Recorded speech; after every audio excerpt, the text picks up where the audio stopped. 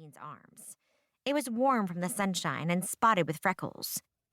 I thought we were going to a wedding, not an audition for Survivor. What do you mean? This is a lovely hike. Kristine swatted away a bug roughly the size of her fist. They have Petoskey stones here. Look. She pointed at a speckled gray rock lying in the water. The pattern only shows up when it's wet. Fascinating. Chloe took note of the camera around her mother's neck and the copy of Great Hikes of Northern Michigan tucked under her arm. In other words, we're the only jackasses not driving to this wedding? Because we thought we'd tack on a nature hike? Chloe's grandmother burst out laughing. Outrageous, as always, June was wearing a long-sleeved dress made from reflective material, enormous black sunglasses, and some sort of a weird beekeeper-type hat. She took it off and shook it at them. I say we skip this clam bake altogether and go back to the hotel for a mimosa. Finally, Chloe lifted her hair away from her sweating neck. Someone who's not talking crazy. Off her mother's look, she said, What? The groom's like some third cousin I haven't seen since I was 10. Why suffer through another wedding? Chloe, weddings are fun.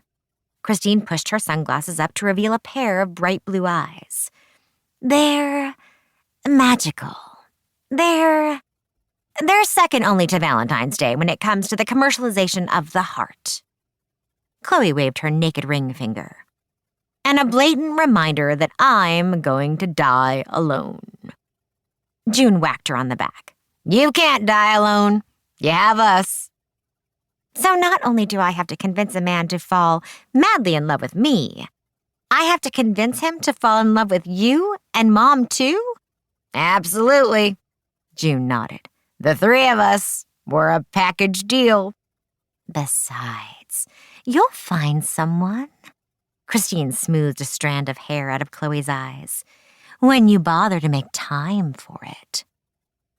Thanks to her graduate program, internship hours, and part-time job, Chloe barely had time to breathe, let alone date. Just getting away for this wedding had taken some serious juggling. I'd rather make time for you guys, she admitted. You're a lot more fun. That's a fact, June agreed.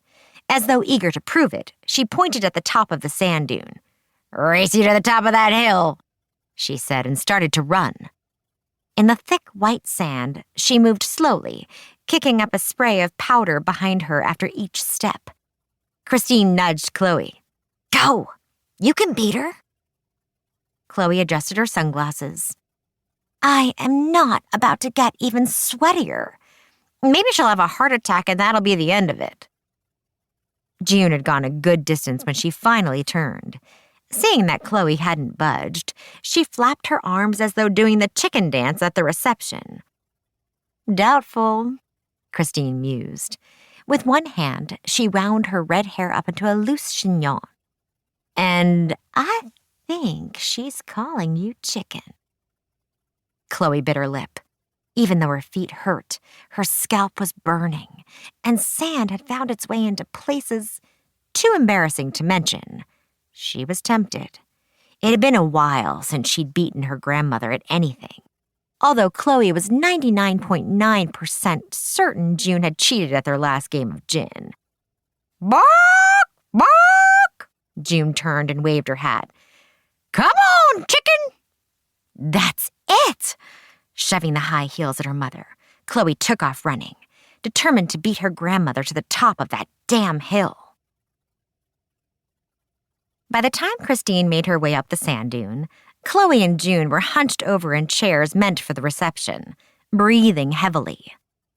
A small jazz quartet played love songs, and waiters circulated with trays of ice water. Kristine surveyed the scene with admiration. This is gorgeous. The white sand of the dunes and the view of Lake Michigan stretched into infinity, creating a lush, curving backdrop for the wedding. Along the edge of the bluff, chairs as white as a picket fence were neatly divided by a satin runner that led